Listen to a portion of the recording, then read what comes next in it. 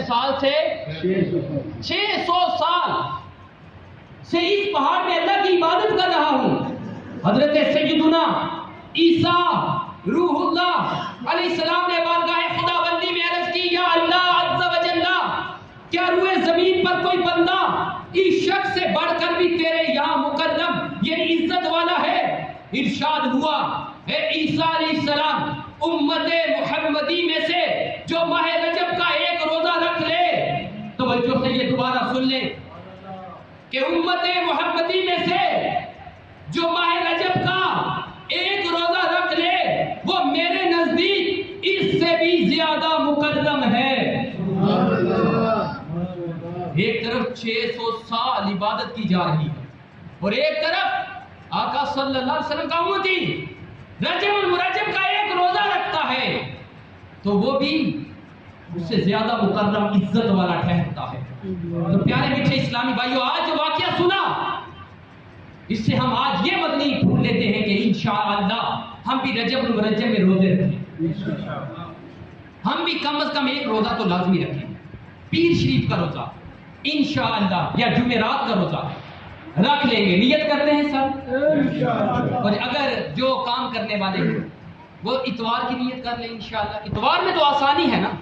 اتوار کے روزے کی نیت کریں انشاءاللہ، اتوار کا روزہ رکھیں۔ آقا صلی اللہ تعالی علیہ وسلم نے فرمایا، حدیث کا مفہوم ہے، خلاصہ ہے کہ جو رجب المرجب کا پہلا روزہ رکھے گا اللہ تعالی اس کے 3 سال کے گناہ معاف فرمائے گا۔ یعنی رجب المرجب کا پہلا روزہ 3 سال کے گناہوں کا کفارہ، رجب المرجب کا دوسرا روزہ 2 سال کے گناہوں کا کفارہ، اور رجب المرجب کا تیسرا روزہ 1 سال کے گناہوں کا کفارہ، اور رجب المرجب کے ہر دن کا باقی دن کے روزہ 1 ماہ کا کفارہ۔